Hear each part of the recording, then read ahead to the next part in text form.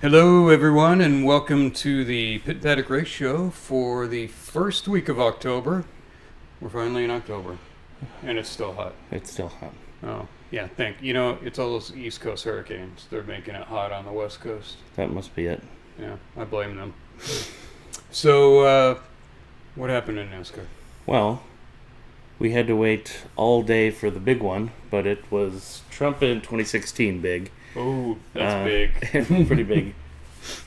Ricky Stenhouse survived the carnage of Brad Kay's poor choice and got pushed to the win by Byron, barely beating Keselowski, who was pushed by Larson, and lucky Lord Byron finished third. He was lucky. He pulled out 3 wide thinking he could get the win, but not today. They're all in nice little lines until they go 100 yards from the finish line. I was thinking instead of the big one, can we call it the huge one? Huge? Huge. It was huge. It was a record 28-car crash. I think the biggest in NASCAR history. It looked like the whole field. It took out, as far as I remember, Cindric, Logano, Elliott, and everyone else. A lot of drivers were able to get at least enough repairs done to complete about 3 laps to limp around at the end to get a finish, which probably helped quite a few of the drivers in the points. Points are points. So I understand there was a lot of confusion after the crash. The way, was it the track or NASCAR was handling everything? Like Briscoe and Elliott had to be towed off, and yet they were allowed to work on their car and re-enter the race, which is a rule violation. There was some inconsistency because last week at Kansas is where I learned this. Josh Berry spun out very early, and NASCAR said he made contact with something, and he had all 4 tires flat. And if you make contact with another car or object and your tires are flat, then they'll just take you to the garage. If you don't make contact and you just spin out and lose your tires, they'll take you back to the pit box where you can put more tires on. So, what if I don't make contact, but I jump down, turn around, pick a bale of cotton? I don't know. That's just NASCAR bangs overruling things. And then in this race, Elliott hit the wall. Briscoe hit everything. And I heard his crew chief on there just going like, do not put your window net down. Do not let them tow you. Don't put it down. Don't let them put it down. Make them bring you back. And it was, so they both ended up getting towed back with damage. And it was like, what, did we just change the rule because you guys are in the playoffs this week? Or? Well, then they changed the flag from red to yellow. And there were still cars, out in the infield waiting to be towed back. So all those people that were already towed got to work on their car, but the guys out there didn't get to work on their. On top of, yeah, that's the only. I've never seen them throw the yellow while it was not, the pace car wasn't moving. I was like, what are we doing here? It's yellow, but the pace car's sitting there. Yeah, it's like free work time on anyone, and then the other guys are in the backstretch just waiting to be towed without some free work time. In a post-race interview, the NASCAR vice president Sawyer said it was a knucklehead decision. I think I'm seeing the NASCAR vice president after the race far too often this season, talking about some sort of rule decision. I don't know. Hopefully they can get that cleaned up. You know what? Just tow every car back to the pits. You get 7 minutes to fix it or not fix it, and you can try to make speed. There you go. Yeah. No more ruling in the middle of the race on who can or cannot continue. Well, anyway, back to the race. It started off awful for Daniel Suarez, who had some sort of team penalty before the race even started and had to make a drive-through pit stop on the first lap. I'm surprised they don't do the start from the pit lane like that's a good rule. The Formula One does. They should do that. Anyway, as he was getting lapped, 12 laps in, he tried to block the whole field so he doesn't get lapped and ended up spinning. Sources told me that Suarez later gave up after realizing that somebody wrote Tootsie across his car. They love doing the pink Tootsie car. He got tagged. He got tagged by the Tootsie gang. The drivers pretty much decided to run all of stage 1 at about 4 wide, and NBC decided to show some solidarity by broadcasting the entire stage with side-by-side commercials. Which was... it did get to be a bit much, I think. I was like, well, at least they're not on full commercial. They were close. We'll put it in this little box on the side. Stage 2 was won by NASCAR's accountant, Cindric. I still love that picture of him with those glasses. Yeah, he looks like he's going to do my taxes. But only after Blaney got pushed into the wall by Bowman. Is that his teammate? No. Oh, no, okay. But Blaney was not happy about that one. I wonder why. Stage 3 ended up being kind of a snooze fest until right at the end when Cindric got put into the wall by Brad Keselowski. I think they were 1-2 at the time, so that caused the biggest one possibly ever. Don't they say the best way to avoid a crash is to be in the front? Not if the guy right behind you hits you into the wall. You know what? How did Logano crash out in stage 2 at the end of stage 2 and then made it back up into the front at the end of the race? I think that they have 28 cars banging the wreck, probably. That was pretty... I don't know. I was like, well... Like, yeah, they managed to finish with one green or white checker. It's like, yeah, because there's like 11 cars running at the end of the race. Hey, my man Gilligan started at the front. He even had the peanut paint scheme. Until he got caught speeding. Yeah. He told me he had been listening to Jane's Addiction when that happened. Oh, yeah, you're going to want to watch out for that. Let's do paint jobs. Some Talladega paint schemes. Yes. I liked Ross Chastain in the number 1 of the Busch Light camo scheme. Even though the camo pattern looked like something out of like an Eastern European communist regime, still looked pretty cool. I had to go with Priest in the number 47 Wonder Bread car because, Ricky Bobby, and it had flames and everything on it. It was cool. He was missing the Fig Newton sticker on the windshield. Yeah. And then a shout out to Stenhouse in the 47 Palmolive for having an old school sponsor. That was cool. I'm not really going to be happy till I see a Tide car. That was a pretty good one. It was green. Not good? Not good paint schemes. So, well, it's not really a paint scheme, but where was the Old Spice car at? We got a shake, but no bake. Kind of unacceptable. I have destroyed your little friend, Ricky Bobby. I can't do the French. What was the guy's name in Talladega? Is it Jean Girard? Jean Girard. I can't do the bad French accent. I would have settled for the Perrier car, too. Oh, yeah, that would have been great. Except he always says Ricky Bobby. Ricky Bobby. For bad cars, I'm going to go with Allmendigger in the number 13 Strive car. Like, what's Strive? Looks like it came from a motivational poster. Like, there should be an eagle flying across the hood or something. Sounds like one of those, like, shady apps that you download that tries to make you a better person, and it costs you, like, $60 for the year or something. Per month, and you don't realize there's a recurring charge on your phone. It just sends you, like, a message. It's like, hey, breathe a little bit every day or something. You're like, thanks. Glad I paid for that. Yeah. Oh, and also, Aqua looks really bad on a race car. Yes, it does. Well, I saw that they had the B. Farouk back on the 10 car, which I still think it's an Australian fast food chain that serves kangaroo. That's all I see in my head. They have a lot of kangaroos. You probably could have a kangaroo farm and, Kangaroo farm. I was looking at the Xfinity paint schemes, and I'm wondering, why does the Menards car say little hugs across the hood? Sounds like something Biden would say while he's sniffing your hair. Or Clinton's favorite room on Epstein Island. I'm going to be in the little hugs room for a while. You just got out of there. And then, why can't the Jesus car be in the Cup race? They think Jesus ain't ready for the big leagues. Jesus doesn't have the kind of money for the Cup Series. Sorry. Jesus wouldn't sign the charter. No. This sounds like a monopoly. I'm out. All right, playoffs. How do we look now? After the jumble that was Talladega, So we got two drivers that pretty much need to win the next race to do anything. Chase Briscoe and Cindric, both about 30 points out. I got Cindric getting cut this round. I don't. It's going to be tough for them. Less than optimal, we've got Suarez, minus 20, and Logano. They're going to need a lot of work to get in there. Uncomfortable, Chase Elliott and Tyler Reddick.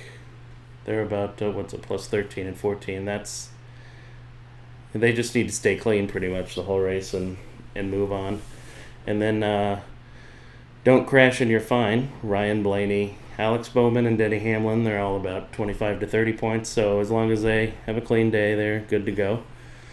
And not technically locked in, but locked in is Larson and Christopher Bell at 52 and 57 points each. And William Byron is already locked in. He could light his car on fire on the first lap, and it doesn't matter. Lucky Lord Byron. Lucky Lord Byron. Yes. Just all you have to do is not crash at Talladega. Well, in news on the charter, Michael Jordan sues the White Masters. His team 23, is it 2311? 2311. 23, I can't say 23XI. They'll send a man after you. Yeah. So Jordan's team 2311 and Front Row Motorsports filed an antitrust lawsuit against NASCAR. None of the teams seem to like the NASCAR charter. No, all of them were kind of forced into it.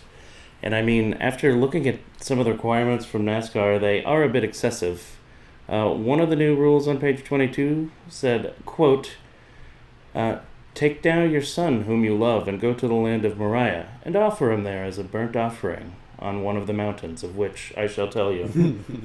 I think NASCAR is getting a little big for themselves there. That doesn't sound detrimental to stock car racing. Well, we took a look at the sticking points from the lawsuit and what some of the teams are unhappy about. By the way, I read some teams saying, gun held to my head, when asked why did they go ahead and sign the charter. Like, they basically had no choice. But anyway, so the three big sticking points. Number one, teams want a bigger part in rulemaking.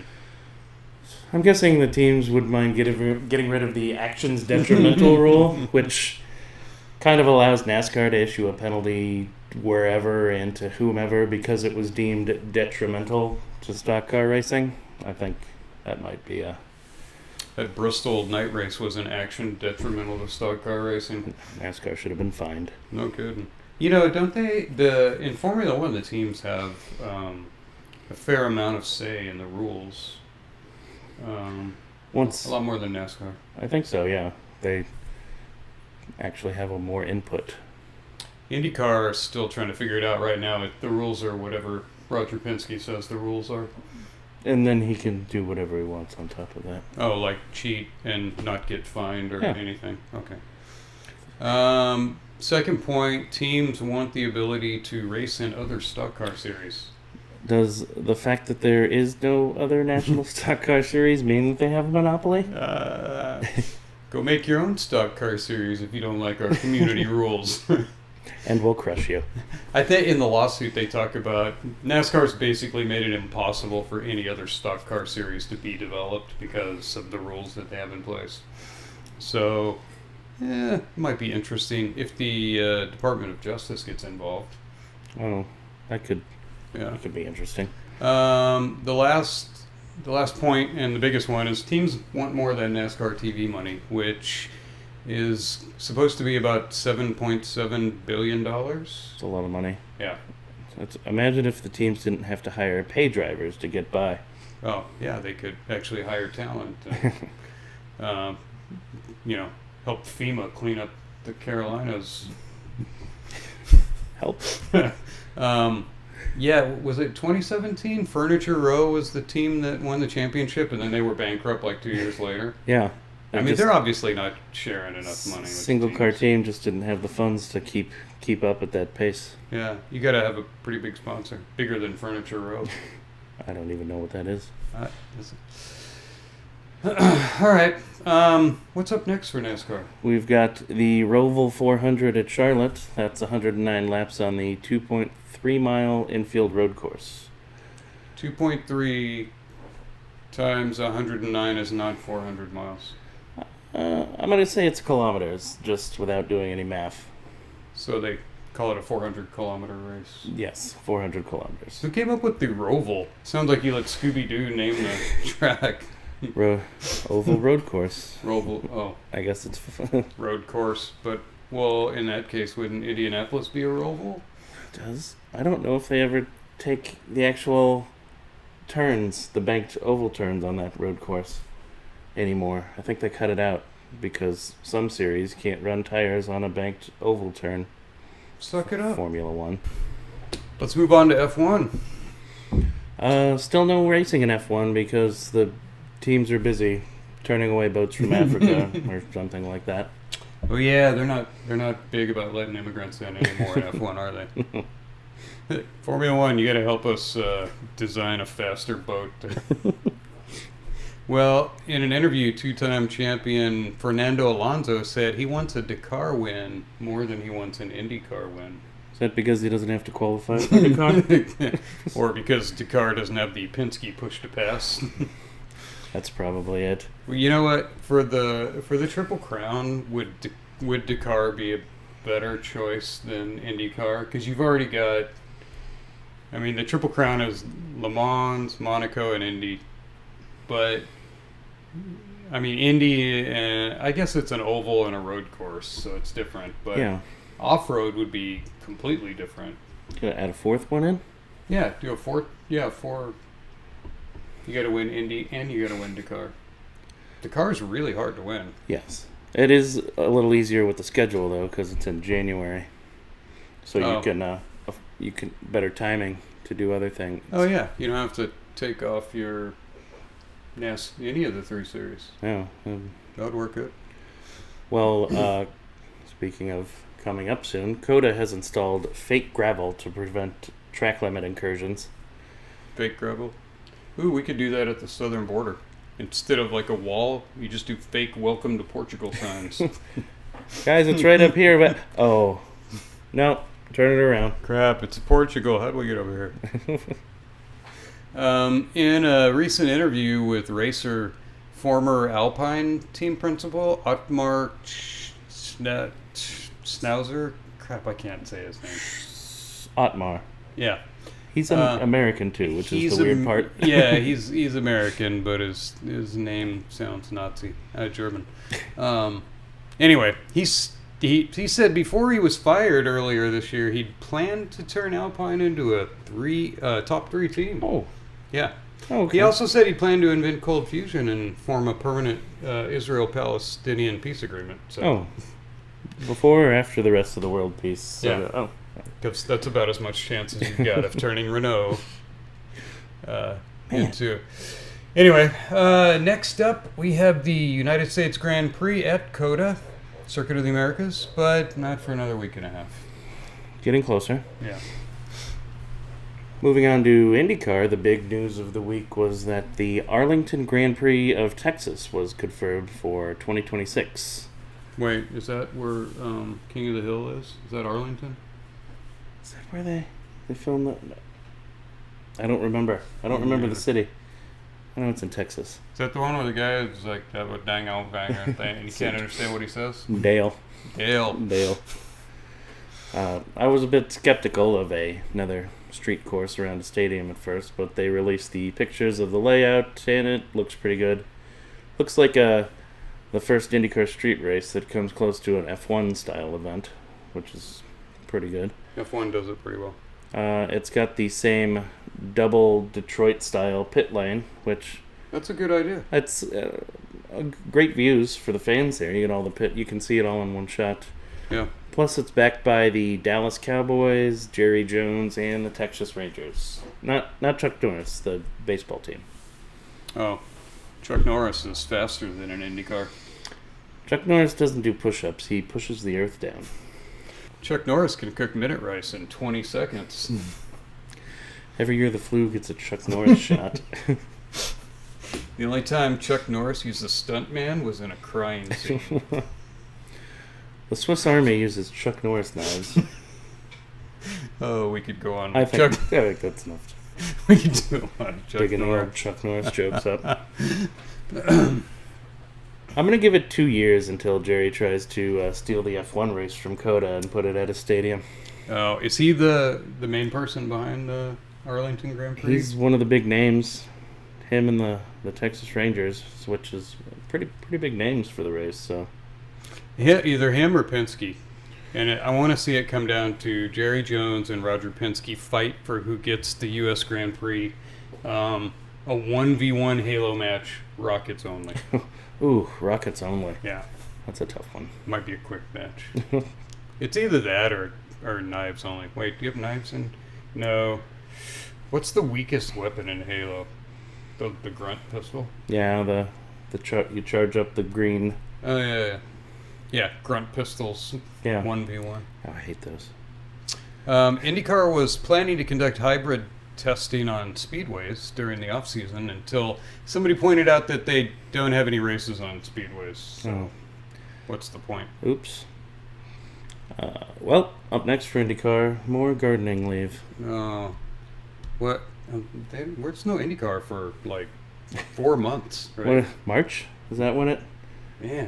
February? I Wait. think it's March when St. Pete comes up. Oh, that's right. They have St. Pete, and then they have a 4-week break when they could be doing good races. The Texas race is supposed to be in that 4-week break, Oh, that's smart. so that's nice.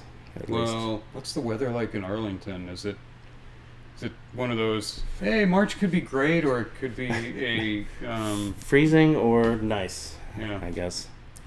In other racing news, we only have 87 days until Dakar. If enough of people hit the subscribe button, we could sponsor an American entry into Dakar. Ooh, the Pit and Paddock sponsor? like a quad, maybe? Or, Can I do a truck that looks like Optimus Prime? yes. I would, yes. A big, what are they called? T4? Yeah, I think so. T4, T5? Yeah, big T4 truck, painted up like Optimus Prime. And then Pit and Paddock across the side. Dead last. We only need we only need a few more subscribers and we could get there. We're like right behind Mr. Beast. I'll drive it too. Okay. Even worse than last. We'll take turns driving all day. We just need a third person. We'll need the mechanic. One of us can navigate, one can drive, and then... Do we get like the sleeper cab too? That would be kind of nice. That's Oh, too yeah. much weight for the back. Yeah, we can just sleep in the sand. Did you scout the course beforehand? Was Yeah. I supposed to? What? Oops. I didn't bring a pre-runner. It's the same course as last year, right? I don't know. It's Is in it? Saudi again. Oh, okay. Yeah. Saudi's turned out to be a pretty good choice. Better than South America, where it was like 110 Fahrenheit. As long as there's no missile fire, I guess it'll be okay. Oh, yeah. It was better when it was in Dakar, but, people started shooting it Africa. Yeah. Well, not a great place to drive around, I guess. ever since the Germans left. All right. That's it for this week. We'll see you next week. I'll still one race, NASCAR, but we'll make it good. NASCAR again. Okay.